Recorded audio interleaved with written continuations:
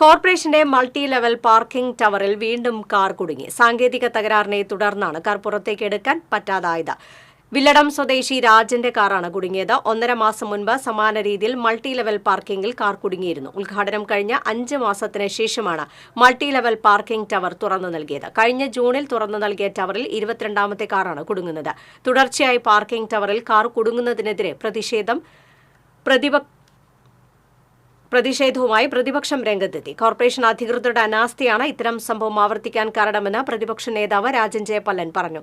കുറ്റമറ്റ രീതിയിൽ parking tower പ്രവർത്തിക്കാൻ സാധിക്കുന്നില്ലെങ്കിൽ അടച്ചുപൂട്ടണമെന്നും രാജൻ പല്ലൻ ആവശ്യപ്പെട്ടു. എൻ്റെ അറിവനുസരിച്ച് 25ാമത്തെ 30ാമത്തെ ഉള്ളിലുള്ള ആളുകളാണ് ഈ ഇതിൽ കുടുങ്ങിയിട്ടുള്ളത്. 1 കോടി രൂപ ചെലവ് ചെയ്താണ് 14 വണ്ടി കാറ് പാർക്ക് ചെയ്യാവുന്ന സംവിധാനം ഒരുക്കിയത്. 1 കോടി രൂപ ചെലവ് ചെയ്തിട്ട് ഇത് ഒരുക്കിയത്. ഇത് ഉദ്ഘാടനത്തിന് ശേഷം 3-4 മാസക്കാലം പ്രവർത്തിക്കാതെ കിടന്നു. അങ്ങനെ കൗൺസിലിനകത്തും പുറത്തും കൗൺസിലർമാർ പ്രതിഷേധമായി വന്നപ്പോഴാണ് പ്രവർത്തിച്ചു തുടങ്ങിയ ശേഷം എൻ്റെ അറിവനുസരിച്ച് 20-30ഓളം വാഹനങ്ങൾ ഇതേപോലെ ബ്ലോക്കിൽ പെട്ടിട്ടുണ്ട്. മണിക്കൂറോളം ബ്ലോക്കിൽ പെട്ടിട്ടുണ്ട്.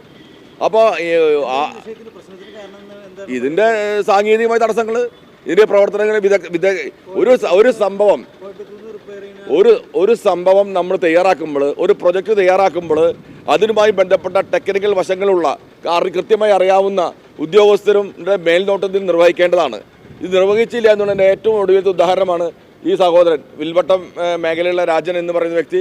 അയാളുടെ മകള് ഒരു ഡെത്ത് സർട്ടിഫിക്കറ്റുമായിട്ട് ബന്ധപ്പെട്ട ആവശ്യത്തിന് വന്നതാണ്. ഇപ്പോൾ ഏകദേശം 1.25 മണിക്കൂറായി ഇവിടെ നിൽക്കുന്നു. അവിടെ സ്വന്തം വാഹനം ഒന്ന് പുറത്തേക്ക് ഇറക്കി കിട്ടാൻ. ഇത് ആദ്യത്തെ അനുഭവം അല്ലാട്ടാ. 30ഓളം ആളുകൾ ഇതേപോലെ കുടുങ്ങിയിട്ടുണ്ട്. ഞങ്ങളൊരു 11 മണിക്ക് വന്നിട്ടുണ്ടായിരിക്കും. വന്നിട്ട് വണ്ടി ഇവിടെ ഡെത്ത് സർട്ടിഫിക്കറ്റ്, അച്ഛനും മരിച്ചിട്ട് ഡെത്ത് സർട്ടിഫിക്കറ്റിൻ്റെ കോപ്പി കൊടുത്തിട്ട് അത് പോകാനായിട്ടായിരുന്നു. പക്ഷെ അതെല്ലാം ആ കാര്യങ്ങളൊക്കെ സ്പീഡായി നടന്നു.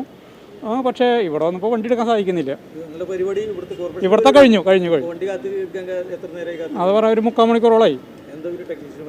ഒന്നും പറഞ്ഞിട്ടില്ല ഞങ്ങളോട്. വണ്ടി ഇറങ്ങണില്ല. വണ്ടി കൊണ്ടോണ്ടേ? അവർ വണ്ടി കൊണ്ടോണ്ടേ?